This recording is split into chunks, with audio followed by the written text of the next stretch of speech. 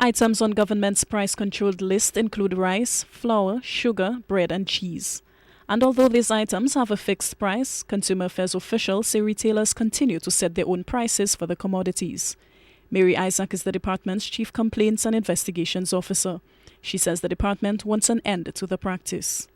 We have a number of problems out there on the field where we're finding that people are selling goods above the price. So before we go out there and start laying charges, we want to inform everybody of what the prices are, what the items under the controlled, under the Distribution and Price of Goods Act is, and so that they can comply with the legislation. I met a lady this morning, she told me, oh, I just buy the things from the suppliers and I add a little something on it for myself. That's not the way it works. You have to find out from the supplier what is the retail price of the item and you have to sell it at that price. The department will soon clamp down on the practice. Department officials say ignorance of the law is no excuse for the illegal activity, although education will come before prosecution.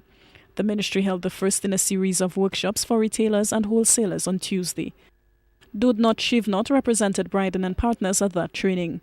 He says the goal is to ensure his company complies with the law. I'm here in this exercise, actually learning and trying to be in the same wavelength with the ministry as to whatever they are trying to do, and hope that we understand exactly what's the mission and what's the intention, and that we can comply and be on the same playing field more or less. This may well be the last chance for retailers to ensure their prices match those dictated by the Ministry of Commerce, as prosecution will soon follow. The Chief Redress Officer says there is a stiff penalty for increasing the price of controlled goods. You can be charged $5,000 or 1 year imprisonment or both.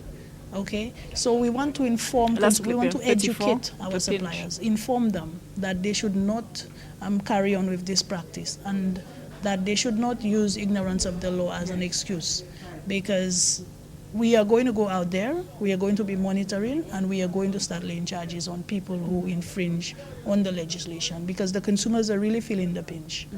Isaac says all suppliers should take heed. She says many small shop owners use ignorance as an excuse for increasing prices, but this is not good enough. She says price lists are available at the ministry on demand. The list of price-controlled goods and their prices are part of the Distribution and Price of Goods Act. Alison Kentish, HTS News, Channel 4.